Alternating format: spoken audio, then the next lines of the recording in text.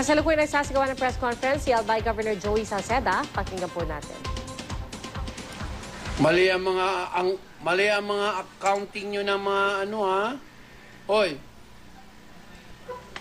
Yung JICA, slab, yung sa taas na nakapatong yung water system, nilagyan nyo ng atop. Cap. Nilipad. Slab naman lahat yun na. Yung karyon. So, you should know it better. aesthetic lang yun. Huh? Aesthetic. No, it's not the aesthetic of it. It's to protect from heat the water. Para hindi mainit yung tank. Hindi mainit ang tank. Nang? Aling kisame ay puro yun ano? I don't think so. Eh, naglakad pa kami doon ng blessing. On the top of the floor where the water system is.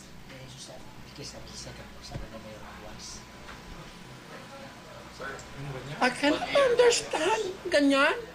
May dinikit slab na. Linagyan pa ng ano? Oh, sige, ikaw talaga. Channel 11 ko. Okay na? Sige, latest report po. Ha? Latest report. O talaga.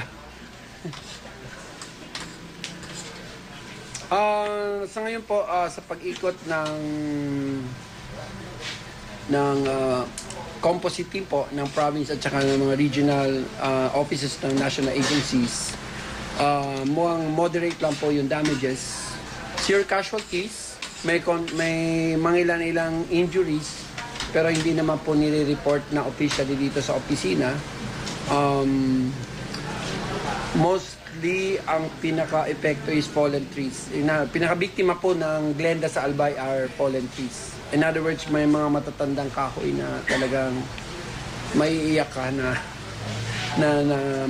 hindi kinaya ng riming yung alalakas, pero totally uproot po ng Glenda. So, as an economist, I think ang estimate ko dyan is much of the damage is privately absorbed.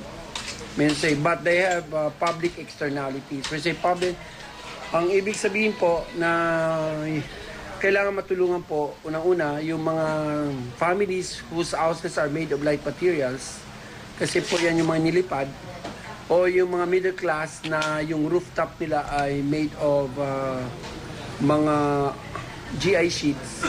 So, basically, ang magiging major namin is to ask for access to emergency loans, housing loans, basically sa Pag-ibig.